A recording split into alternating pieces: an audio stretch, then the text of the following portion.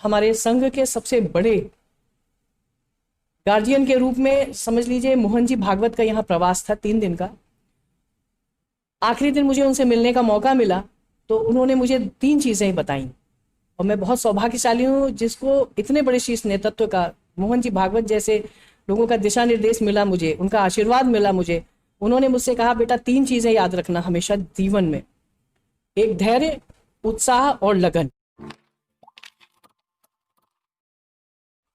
नमस्कार दोस्तों, स्वागत है आपका फिर से एक और मोटिवेशनल और इंस्पिरेशनल इंटरव्यू में। जी हाँ, आज का इंटरव्यू बहुत ही ज़्यादा इंस्पायरिंग होने वाला है क्योंकि आज मैं आपको मिलवाने वाला हूं एक ऐसे पर्सन से कि विदाउट पॉलिटिकल बैकग्राउंड के उन्होंने अपनी राजनीति को एक मतलब समाज में अपनी अच्छी छवि के दम पर कैसे एक अच्छी पोजीशन हासिल की और किस तरीके से उन्होंने हमें सिखाया कि अगर आपका कोई बहुत ही ज़्यादा हाई प्रोफाइल पॉलिटिकल बैकग्राउंड नहीं है, उसके बाद भी आप जनता से संपर्क करके आप जनता के बीच में रहकर राजनीति में अपना अच्छा सफर कैसे शुरू कर सकते हैं। जी हाँ, आज मैं बात करूंगा बदायूं नगर पालिका परिषद की चेयरमैन दीपमाला गोयल जी से और हम बहुत सारे विषयों पर भी बात करेंगे कि अगर इस लॉकडाउन के दौरान आपने अपने करियर को लेकर कौन कौन सी नई चीजें सीख सकते हैं, आप उसको आगे कैसे कंटिन्यू कर सकते हैं, प्लस अगर आप अपने गोल को लेकर कहीं पर भी डिमोटिवेट हो रहे हैं तो आप उस समय अपने आप को मोटिवेट कैसे रखें। तो जल्द से जल्द चैनल को सब्सक्राइब कर लें ताकि आपको मिल सके ऐसे ही मोटिवेशनल और इंस्पिरेशनल इंटरव्यू सबसे पहले। तो चलिए शुरू करते हैं। सबसे पहले तो आपका बहुत बहुत स्वागत है मैम हमारे चैनल। Thank you. और मैम मैं चाहूंगा एक छोटा सा इंट्रोडक्शन आप खुद हमारे दर्शकों को दें ताकि जो ऑल ओवर इंडिया है, इवन बाहर भी जो लोग इसको देखें वो जान सकें कि आपने कैसी अपनी एक अच्छी शुरुआत की। पहले तो सबको नमस्कार। मेरा नाम दीपमाला गोयल, मैं बदायूं की नगर पालिका परिषद की अध्यक्षा हूँ और राजनीतिक कैरियर मेरा बहुत लंबा है। किसी कार्य क्षेत्र में आने के लिए या तो बैकग्राउंड बहुत ज़रूरी होती है और चूंकि ये राजनीति का क्षेत्र है, राजनीति के क्षेत्र के लिए राजनीतिक बैकग्राउंड होना बहुत ज़रूरी है। जो आजकल देखा जा रहा है कि जैसे वकील का बेटा वकील होता है, डॉक्टर का बेटा डॉक्टर होता है, विधायक का बेटा विधायक बनता है या कोई ऊंची राजनीति में कदम रखता है। लेकिन मैंने सारी भ्रांतियां तोड़ते हुए, मेरे पीछे कोई ऐसा मजबूत बैकग्राउंड नहीं था, फिर भी मैंने अपना एक उद्देश्य बनाया। मैं जब शादी होके मैं यहाँ पर बदायूं में आई तो मुझे, चूँकि मैं स्पोर्ट्समैन थी और नेशनल लेवल की प्लेयर भी रही थी, तो जब लोगों से मिलते थे कभी कभी ऐसा होता था जैसे आम महिला होती है और आम महिला के पास कोई समस्या है तो वो समस्या को वहीं छोड़ देते हैं। लेकिन मैं उस समस्या को, अगर किसी महिला की समस्या को सुनती थी तो मैं सोचती थी कि मैं इसका समाधान करूं। समाधान करने के लिए मैंने ये सोचा कि मुझे कोई ना कोई ऐसा प्लेटफॉर्म जरूर चाहिए जिससे मैं इनकी मदद कर सकूं, क्योंकि आजकल का जो माहौल है उसके लिए कहीं ना कहीं एक प्लेटफॉर्म की बहुत ज़रूरी आवश्यकता है, मतलब ज़रूर है। तो यहाँ पर अवनीश अवस्थी जी यहाँ पर डीएम होके आए थे। वैसे मैं छात्र राजनीति तो करती थी अपने जब पढ़ाई के दौरान, लेकिन जब शादी के बाद जब यहाँ होके आई तो यहाँ पर मालिनी अवस्थी जी आई थी। तो मालिनी अवस्थी जी मुझसे एक बार बोली कि दीपमाला, ऐसा होता है कि हम लोग तो चूंकि अधिकारी की पत्नी है इसलिए आकांक्षा समिति एक रहती थी, हम लोग अधिकारियों के हिसाब से तो काम कर लेते हैं, लेकिन एक बहुत प्रभावशाली महिला की आवश्यकता होती है जो महिलाओं का काम करे राजनीतिक क्षेत्र से। तो मैं बहुत आभारी हूँ यहाँ के भारतीय जनता पार्टी के नेतृत्व की कि जब मेरा उनसे संपर्क हुआ, मैंने अपनी इच्छा जाहिर की तो उन्होंने मुझे एक प्लेटफॉर्म दिया, मुझे महिला मोर्चा का यहाँ पे अध्यक्ष बनाया और मुझे 27 वर्ष हो गया है लगभग काम करते करते, लोगों की समस्याओं से जूझते हुए। आज मैं जिस पद पर हूँ तो मैं जनता के कारण ही हूँ और शीर्ष नेतृत्व के कारण हूँ कि उन्होंने मुझे इस लायक समझा, मुझे टिकट और चुनाव लड़ने का मौका दिया। आज मैं आपके सामने हूं। जी मैम, जनरली राजनीतिक मुद्दों पर तो आप हमेशा ही बात करती हैं और चूंकि राजनीति में है तो करना ही है। आज हम सामाजिक मुद्दों पर बात करना चाहते हैं कि जो आज का युवा है वो आगे कैसे बढ़े और अपने आप को मोटिवेट कैसे रखे। तो सबसे पहला मेरा प्रश्न तो यही है आपसे कि मैंने देखा है कि राजनीति में अगर आपको बहुत ज्यादा सक्रिय होना है तो आपका वक्तव्य बहुत अच्छा होना चाहिए। यानी कि एक तरीके से कहना चाहूंगा कि मैं जो लोग भाषण देते हैं इस टाइप से, तो क्योंकि जो लोगों के अंदर ये क्वालिटी है और कहीं ना कहीं आपके अंदर ये बहुत ही अच्छी प्रतिभा है, तो शुरुआत से आपको नहीं लगा कि आपको किसी और लाइन में इंटरेस्ट आपको स्टार्टिंग में रहा हो, क्योंकि इस चीज की जरूरत तो हमें हर जगह महसूस होती है। बिल्कुल बिल्कुल। तो आपको ऐसा नहीं लगा अपने एकेडमिक टाइम में या क्वालिफिकेशन टाइम में कि मैं और किसी लाइन में, लाइक आपने कहा आप स्पोर्ट्स में बहुत अच्छी थी, कि मुझे इसमें ही आगे करियर बनाना चाहिए या मैं और किसी लाइन में जा सकती हूँ, बहुत सारी चीजें होती हैं। नहीं नहीं, बिल्कुल कैरियर बनाने के लिए मैंने सोचा था कि मैं अपने खेल को कैरियर बनाऊंगी, लेकिन हर जगह मैंने देखा राजनीतिकरण होता है। जी। तो मुझे ऐसा लगा कि राजनीतिकरण अगर खेल में भी हो रहा है, चाहे वो खेल का मैदान हो चाहे वो पढ़ाई का मैदान हो, हमेशा राजनीतिकरण होता है। एटलीस्ट मैंने ये सोचा कि समाज को एक नई दिशा दूं, इसलिए युवाओं को एक नया संदेश जाए कि बिना राजनीति के कोई भी चीज़ संभव नहीं है। अगर देखा जाए आज के परिवेश में तो हर जगह राजनीतिकरण है। तो स्वस्थ राजनीति करने के लिए मैंने ये कदम उठाया और स्वस्थ राजनीति का बीड़ा उठाते हुए आज मैं यहाँ तक हूँ। और मैं कोशिश यही करूँगी कि आगे जो राजनीतिकरण हो रहा है, जैसे हमारे देश के प्रधानमंत्री आए, उन्होंने एक देश को जो एक दिशा दी, जी। तो उन्होंने स्वस्थ राजनीति की दिशा दी, लोगों को अंधेरे में रख के दिशा नहीं दी। मैं भी लोगों को अंधेरे में रख के दिशा नहीं देना चाहती हूँ। राजनीति में लड़कियों को अभी आगे आना चाहिए, राजनीति में लड़कों को भी आगे आना चाहिए, युवाओं को भी आगे आना चाहिए। बहुत अच्छा कैरियर है। मैं तो ये कहूँगी कि अगर कोई भी चीज़ को हम अगर अपने क्षेत्र में चुनते हैं तो उसको कैरियर के हिसाब से चुनें। और कैरियर जब हम चुनते हैं, जैसे हमने अपना एक एम बनाया कि मुझे आईएएस बनना है, तो आईएएस बनने के लिए मुझे अपने एक माइंड को प्रिपेयर करना पड़ेगा पहले। और आईएएस के बाद जो हमारा एक गोल है, हमारा एक उद्देश्य है, हमारा एक लक्ष्य है, जिस लक्ष्य पे हम अगर काम करते हैं, तो एक कहावत है ना, लक्ष्य ना ओझल होने पाए। जी। लक्ष्य ना ओझल होने पाए। तो लक्ष्य हमारा अगर ओझल हो गया तो हम अपने जो हम लक्ष्य लेके चले हैं उससे हम दिग्भ्रमित हो जाएंगे। तो लक्ष्य को प्राप्ति करने के लिए हमें उस पर कॉन्सेंट्रेट करना पड़ेगा। जैसे हम राजनीति करने के लिए जब आए तो हमें बहुत सारी चीज़ों का सामना करना पड़ा। सर्वप्रथम तो मुझे ये सामना करना पड़ा कि मैं एक महिला हूँ और महिला 24 घंटे राजनीति के लिए कैसे दे सकती है। 24 घंटे में अगर हम 7-8 घंटे अपने रात में हमारा अपना समय निकाल दें तो घर में भी हमें अपना समय देना है। औरत को राजनीति करने के लिए अपनी किसी भी चीज़ से कंप्रोमाइज़ नहीं करना है। यदि मैं औरत हूँ तो मेरा परिवार होगा, मेरे बच्चे होंगे, मुझे पति को भी समय देना है, मुझे परिवार को भी समय देना है, मुझे बच्चों को भी समय देना है।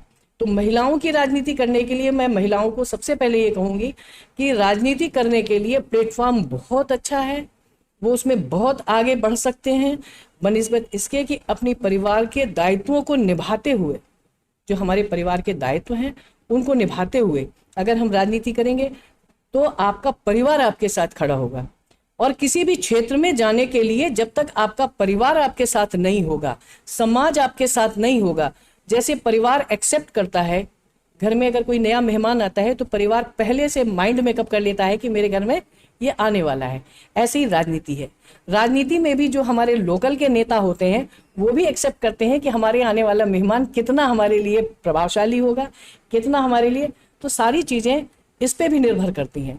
इसलिए राजनीति करने के लिए हमें परिवार का साथ, समाज का साथ प्लस राजनीति का साथ हम तभी कर पाएंगे। राजनीति अच्छे से हम तभी कर पाएंगे जब हमको सबका साथ मिलेगा।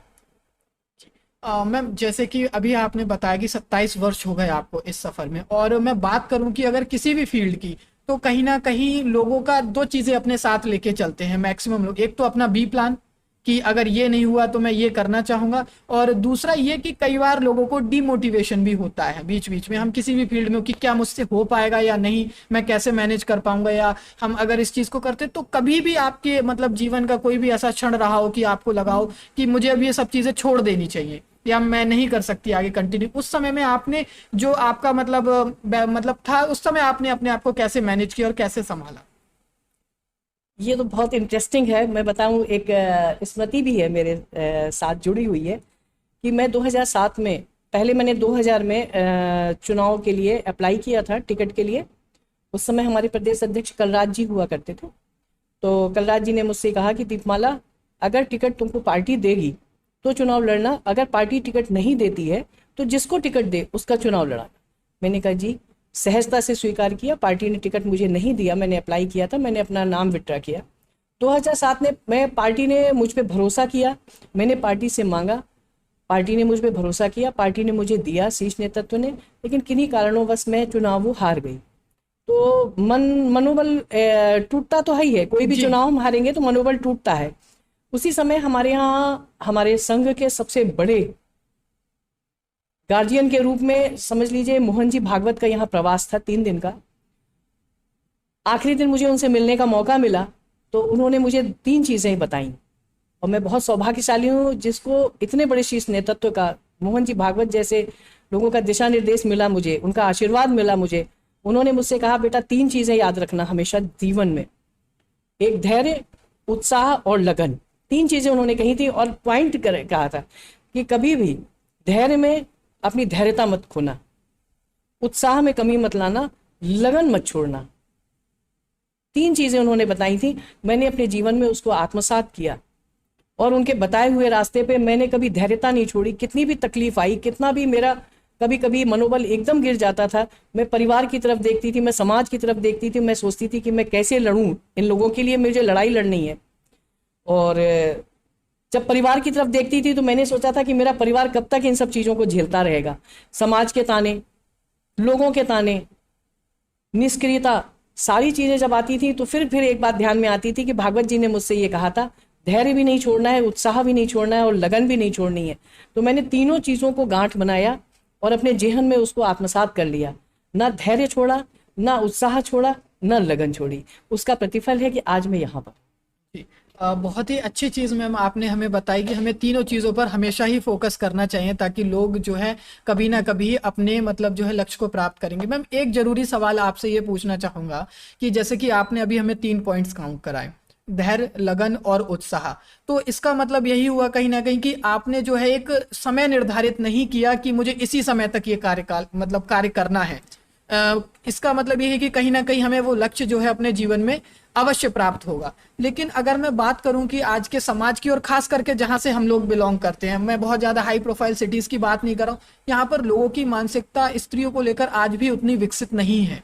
तो जब हम कोई भी स्त्री ऐसा कार्य करने को जाती है जो आजकल समाज में या छोटे शहरों में नहीं कर रही है तो उसे बहुत सी कठिनाइयों का सामना करना पड़ता है। तो मैं एक तो आपका पॉइंट ऑफ व्यू ये जानना चाहता हूँ कि उस समय में, क्योंकि आप स्त्री हैं तो आप ही बता सकती है कि उसे कैसा फील होता है या उसकी मनोदशा उस समय क्या होती है, और अगर जो नई लड़कियां आज के समय में आना चाहती हैं तो वो उस चीज को कैसे फेस करें। बिल्कुल, मैं तो ये समझती हूँ कि किसी महिला को राजनीति करने के लिए बहुत कठिन होता है, और जब वो राजनीति में कदम रखती है तो उसको समाज के लोग जो है ना, जिसको हम ये कहते हैं समाज, आज भी जी पुरुष प्रधान देश, और कहने में कोई गलत भी नहीं है, क्योंकि मैं देखती हूँ कि कहीं भी होगा तो हास महिलाओं का ही होता है, नुकसान महिलाओं का ही होता है जी। दोषी महिला को माना जाता है। लेकिन मुझे ये लगता है कि महिला को दोषी मानना अब नहीं चाहिए।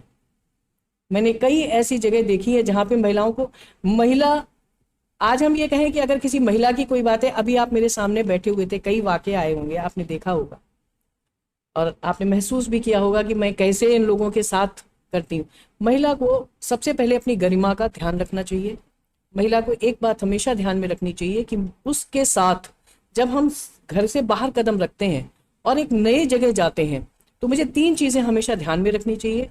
एक तो पहले कि जिस परिवार में उसने जन्म लिया है उस परिवार की मान मर्यादा का, प्लस उसके बाद वो दूसरे घर जिसके घर जाने वाली है या जाएगी उस परिवार की मान मर्यादा, प्लस एक हमारा सोशल दायरा होता है जिसके बिना हम जीवित नहीं रह सकते। समाज को छोड़ के हम जीवित नहीं रह सकते। समाज को मुझे साथ में लेके चलना पड़ेगा, परिवार को मुझे साथ में लेना पड़ेगा। तो महिला के लिए बहुत आसान रहेगा जब कभी उसको ये पता रहेगा कि मेरे पीछे कौन है, मेरे सामने कौन है। इस चीज का ध्यान रखेगी तो मैं समझती हूँ कि आज के आने वाले वक्त में महिला अगर 2 चीजों को ध्यान में रखे कि मेरे पीछे कौन है और मेरे आगे कौन है, मैं सेफ हूँ। जी, और इस बात का तो कोई प्रमाण की आवश्यकता ही नहीं है कि आप जनता के कार्य के लिए कितनी सक्षम रहती हैं और सदैव तत्पर रहती हैं, क्योंकि सबसे बड़ा प्रमाण तो यही है कि मुझे आपका इंटरव्यू भी ऑफिस में ही मिल रहा है।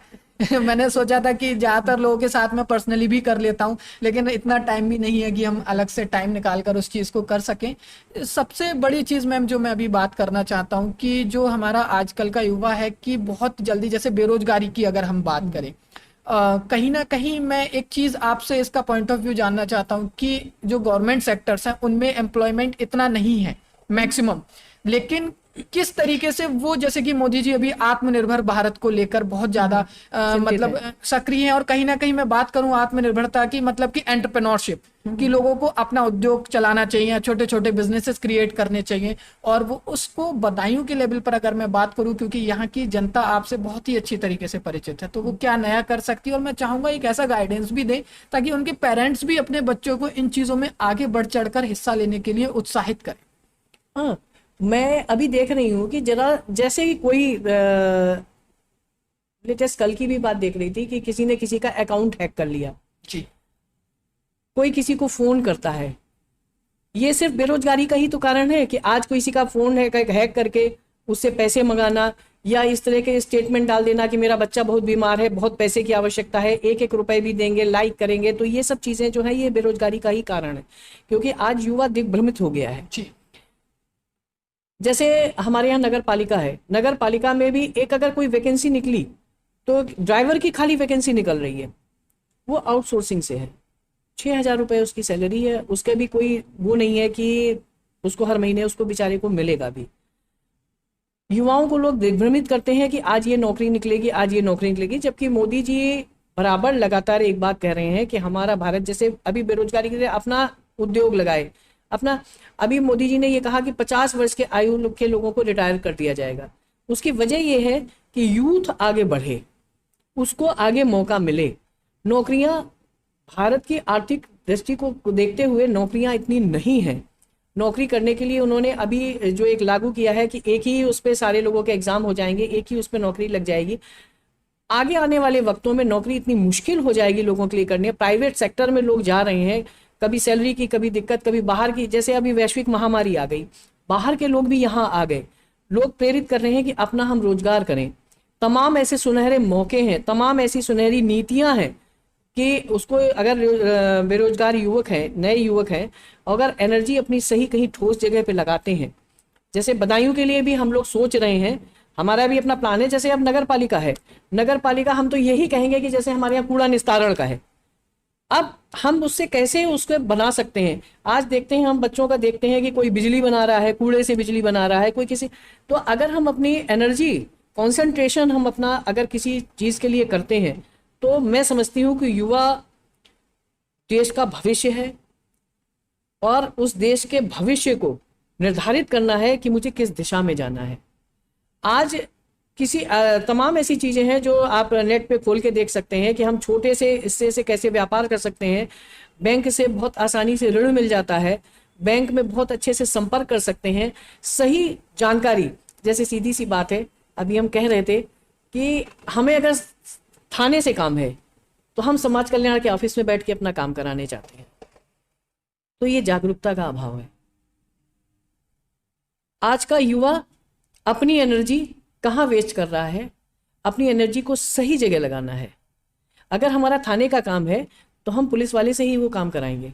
हमारा थाने का काम है, अगर हम समाज कल्याण के कार्यालय में बैठेंगे जाके, ऑफिस में बैठेंगे जाके, तो समाज कल्याण का ऑफिस वाला ये समझेगा ये मूर्ख है, इसको हम इसका दोहन करें। तो सबसे पहले जानकारी, सही जानकारी कि हमारा जिस विभाग से काम है, हम जिस लक्ष्य के पास जा रहे हैं, बार बार वही है, लक्ष्य ना उजल होने पाए, आज नहीं तो कल कदम बढ़ाता जाए। अच्छा मैम, एक पर्सनल सवाल आपसे ये भी है कि जब हमारे ही परिवार का या हमारा ही कोई अपना व्यक्ति किसी भी क्षेत्र में जब आगे बढ़ता है तो लोगों की अपेक्षाएं बढ़ जाती हैं, खास करके हमारे रिश्तेदारों की। तो और कभी कभार स्थितियां ऐसी होती हैं, क्योंकि हर व्यक्ति के खुद के भी कुछ एथिक्स होते हैं, कुछ नियम होते हैं कि नहीं मैं ये काम नहीं कर सकता अपने जीवन में, चाहे कुछ कहे। और कई बार ऐसा होता है कि हम साफ मना भी कर देते हैं। उस समय पर कभी भी मैं आपसे आपका मतलब इसमें एक्सपीरियंस जानना चाहता हूं कि आपके किसी अपने ने या किसी रिलेटिव्स ने किसी काम के लिए कहा, लाइक आपने मना कर दिया एकदम से, तो क्या रिस्पॉन्स रहता है, मतलब कि क्या प्रतिक्रिया रहती है फिर उस समय पर? क्योंकि मैंने अक्सर ऐसा देखा है कि अगर हम किसी से भी किसी भी कार्य के लिए मना कर देते हैं तो वो हमसे मतलब चाहे हमने उसके लिए कितना भी किया हो, कितना भी हमने समर्थन किया हो, अच्छी गाइडेंस देने की कोशिश की हो, लेकिन वो हमारी बात को हमेशा उस वे में नहीं लेता है। बहुत मुश्किल आती है, बहुत मुश्किल आती है। मैंने प्रेरणा ली, मैं प्रेरित हूँ अपने देश के प्रधानमंत्री से, अपने प्रदेश के मुख्यमंत्री से। मुख्यमंत्री की बहन आज भी अपनी चाय की दुकान चलाती हैं। जी। हमारे देश के प्रधानमंत्री के पूरे रिश्तेदार, इवन दिन उनकी माँ भी उनके साथ इसलिए नहीं शेयर करती हैं उनको, कहती हैं तुम अपने काम पे रहो। मैं बहुत आभारी हूँ अपने परिवार की भी, और बहुत कष्ट होता है जब किसी का हम गलत काम नहीं कर पाते हैं। मैं सबसे पहले, क्योंकि भारतीय जनता पार्टी से जुड़ी हूँ, तो मैं सबसे पहले अपनी पार्टी का ध्यान रखती हूँ, अपने परिवार का ध्यान रखती हूँ। इसलिए ध्यान रखती हूँ कि मुझसे कुछ अगर गलत हुआ, अगर इसका एक बार काम गलत नहीं कर पाए हम, सही काम के लिए आता है तो मैं उसके लिए लड़ जाती हूँ, उसका काम कराती हूँ। अगर मुझे ये लगता है कि ये गलत काम है और ये गलत रास्ते से आया है, तो मैं उसको समझाने का भी प्रयास करती हूँ कि भाई देखो, ये मेरे स्तर का मामला नहीं है, ये बहुत हाई मामला है, मैं नहीं कर पाऊंगी। कष्ट होता है, कभी कभी आदमी को अपेक्षाएं भी बहुत होती हैं, लेकिन हर अपेक्षा से नहीं खरे उतर सकते हैं। यदि हमारे परिवार की आय मान लिया महीने की हमारे यहाँ 30,000 रुपये है, तो हम 30,000 रुपये में ही अपना काम चलाते हैं। प्रोजेक्ट अपना 30,000 का ही बनाते हैं। 30,000 में प्रोजेक्ट हम 25,000 का बना के चलते हैं। मैं नगर पालिका भी वैसे ही चलाती हूँ कि हमारा अगर टारगेट हमारा 30,000 का है तो मैं 25,000, 5,000 में कभी कभी आपदा आ जाती है। ऐसे ही घर का भी है, 5,000 सेविंग करके अगर हम चलेंगे, तो हम अपने परिवार में भी ये बताते हैं कि इतनी सेविंग करके अगर हम चलेंगे तो उससे क्या होगा कि आपदा से भी हम लड़ेंगे और कठिनाइयों से भी लड़ेंगे। कठिनाइयों पर विजय मिलेगी क्योंकि हमारे सीमित साधन हैं, और आपदा से हम लड़ेंगे तो 5,000 में हम आपदा से भी लड़ लेंगे। जैसे आज हमारे यहाँ वैश्विक महामारी थी, मैं गारंटी के साथ कहती हूँ कि जो वैश्विक महामारी के दौर में हमारा भारत गुजर रहा था और उससे उबर गया, वो दृढ़ से इच्छा शक्ति हमारे देश के प्रधानमंत्री की थी, हमारे प्रदेश के मुख्यमंत्री की थी। आज जो हम लोग खड़े हुए हैं, मैं बहुत गर्व अनुभव करती हूँ कि मैं उस पार्टी से जुड़ी हूँ, उस नेतृत्व का मुझे आशीर्वाद मिला हुआ है। तो जब इतने बड़े लोगों का आशीर्वाद और मिला हुआ है, तो मैं जब उनसे सीख सकती हूँ, तो जो हमारे लोग हैं जिनकी हम इच्छाएं पूरी नहीं कर पाती हूँ, तो शायद वो भी मुझसे कुछ सीखेंगे। जी। मैम, जैसे जनरली एक चीज़ एकेडमिक्स के बारे में आपने बताया कि इतनी सारी चीज़ें, तो जब आपने राजनीति अपना सफ़र जो है वो शुरू किया और आपने कहा आप छात्र राजनीति भी करती ही थी, तो एक तो बीजेपी पार्टी ज्वाइन करने से पहले जब आप जिस समय छात्र राजनीति में थी, उस समय पर भी हमें बहुत सारी कठिनाइयों का सामना करना पड़ता है या हम बहुत सारी चीज़ों का अनुभव करते हैं। तो मैं सबसे पहली चीज़ तो ये जानना चाहता हूँ कि जब उस समय कई सारे लोग, हमें टीचर्स हो गए, हमारे गाइड करते हैं, प्रेरित करते हैं कि आपको राजनीति में जाना चाहिए या नहीं जाना चाहिए, लेकिन अधिकतर केसेस में ज़्यादातर लोग ना करते हैं उस काम को करने के लिए जो आप करना चाहते हैं, बड़ा करना चाहते हैं। चूंकि आप कुछ बड़ा करना चाहते हैं जिसमें लगता है संघर्ष बहुत अधिक है, उस कार्य को करने के लिए मना करना चाहिए। तो मैं चाहूंगा कि उस समय पे आपको किसकी सुननी चाहिए? अपनी, जिस कार्य पे आपको भरोसा है कि मैं इसको करके ले जाऊंगा, चाहे कोई मना भी करे या कुछ भी करे, या अपने पेरेंट्स की, अपनी फैमिलीज की, अपने आसपास सराउंडिंग्स, एटमॉस्फेयर की? नहीं, अगर मुझे ये लगता है कि मैं इस काम को कर रही हूँ और ये काम सही है, तो मैं उसको करती हूँ। और जहाँ मुझे ये लगता है कि ये काम में कुछ इफ एंड बट है, तो मैं कोशिश करती हूँ, मैं सलाह भी लेती हूँ लोगों से, और मैं परिवार में अपने हस्बैंड से भी सलाह लेती हूँ। अपने परिवार में मुझे ये लगता है मेरे बच्चे भी मुझे सलाह दे सकते हैं, तो मैं उनसे भी सलाह लेती हूँ। क्योंकि सलाह लेना अलग बात है, उस पर कायम रहना अलग बात है। सलाह कोई छोटा भी दे सकता है और वो अच्छी हो सकती है। तो अगर कोई छोटा भी सलाह दे और वो सही सलाह है, तो उसको मानना चाहिए। तो मैंने कभी छोटों की भी सलाह मानी है, अपने बच्चों की भी सलाह मानी है, और अपने पति की भी सलाह मानी है, अपने कार्यकर्ताओं की भी सलाह मानी है, तभी सामंजस्य बन पाता है। जी नहीं मैम, क्वेश्चन एक और ये भी है सीधा सा कि मैं चाहूंगा कि थोड़ा सा इससे पेरेंट्स भी जो ये वीडियोस देखेंगे तो उन्हें भी थोड़ा सा गाइडेंस मिले कि समय पहले से और अब से बहुत बदल चुका है, बहुत बदल गया है। हमको अपने बच्चों को भी समझना चाहिए। आजकल टेक्नोलॉजी इतनी आगे बढ़ गई है कि आप बहुत से काम घर बैठे बैठे कर सकते हो, जिससे आप एक अच्छी अर्निंग कर सकते हो, जिससे एक पूरा परिवार चल सकता है। एक ऐसी आप अमाउंट अर्न कर सकते हो ऑनलाइन, घर पे बैठे बैठे। बहुत सी ऐसी टेक्नोलॉजी के काम आ गए, लेकिन जो पुराने लोग हैं या हमारे जो घर के सदस्य हो गए, वो उस चीज को भी नहीं समझ पा रहे हैं। आप कभी भी बात करते हो, उनका फोकस वही है, माइंडसेट वही है गवर्नमेंट जॉब वाला, कि आपको लाइन में लगना है और ये प्रोसेस करना है। तो वो अपने बच्चों के साथ कैसे डील करे, कैसे समझे कि नहीं अब समय में बदलाव है, तो हमें भी समय के साथ और जमाने के साथ बदलने की जरूरत है, टेक्नोलॉजी के साथ आगे बढ़ने की जरूरत है। बिल्कुल, समय बदल गया है, इसका प्रत्यक्ष प्रमाण अभी है। अगर हमारा बच्चा बाहर है, माता पिता को भी उससे सीख लेनी चाहिए। जैसे अभी ये इसी दौरान में लेटेस्ट जो हमारा अभी कोरोना काल चल रहा है, इसमें आपने देखा होगा कि बच्चे बाहर से यहाँ आ गए, विदेशों से यहाँ आ गए और यहाँ आके ऑनलाइन वो काम कर रहे हैं, वर्क कर रहे हैं। जी तो टेक्नोलॉजी बढ़ी है ना जी, काम करने का भी स्पीड बढ़ी है, हम वहां से भी बैठ के उतने ही कमा रहे हैं। तो बच्चों के माँ बाप को भी ये समझना चाहिए और बच्चों को भी समझना चाहिए।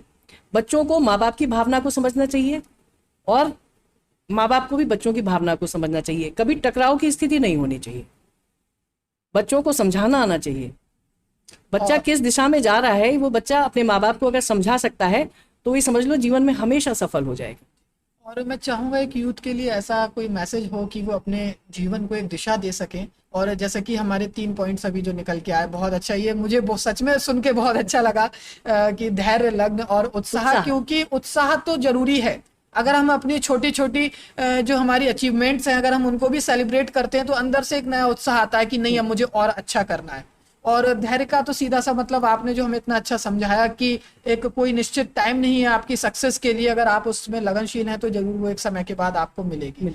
एक मैं चाहता हूं कि यूथ के लिए कोई भी ऐसे मैसेज की जिससे वो अपने जीवन में आत्मसात कर सकें, और आपकी लाइफ का कोई ऐसा मतलब इंसिडेंस जो आपको सबसे ज्यादा खुद प्रेरणा देता हो, कि आपको लगता हो कभी जब हम डिमोटिवेट होते हैं, हम मतलब इतना उत्साहित नहीं होते, तो लगता है कि नहीं, जब मैं उस समय से बाहर आ गया तो ये तो परेशानी कुछ भी नहीं है। बिल्कुल बहुत अच्छी बात है। मैंने पहले भी कहा था धैर्य, उत्साह, लगन। बच्चों को, बच्चा अगर कोई काम कर रहा है तो मैं पहले तो माता पिता को कहूंगी कि बच्चा अगर कोई भी काम कर रहा है तो पहले बच्चे को समझें। क्योंकि किसी भी काम करने के लिए जो उसने अपना लक्ष्य निर्धारित किया होगा, पहले तो बच्चे को ये समझें कि बच्चा किस दिशा में जाना चाहता है। हम उसके ऊपर कोई चीज़ थोपे नहीं। अगर बच्चे की दिशा निश्चित हो गई तो मैं उसके उत्साहवर्धन करूं। बच्चे का उत्साहवर्धन बहुत जरूरी है कि अगर बच्चे ने एक काम भी, एक किताब भी उठाई उसने और उस पर अच्छा सा कवर चढ़ाया, तो मैं उसकी एक्टिविटी को देखूं। पहले बच्चे ने अगर कवर बहुत अच्छा चढ़ाया है तो मैं उसके उत्साह को बढ़ाऊं। बेटा तुमने कवर बहुत अच्छा चढ़ाया है, अगर तुम 10 कापियों पे ये कवर बहुत अच्छा चढ़ाओगे तो मैं तुमको 5 रुपए दूंगी।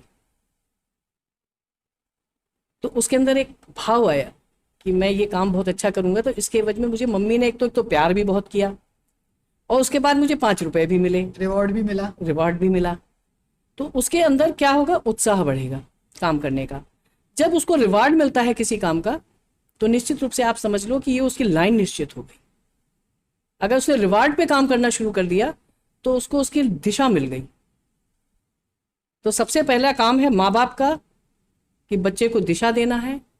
फिर बच्चे का काम शुरू हो गया वहां पे कि मुझे रिवार्ड लेना है।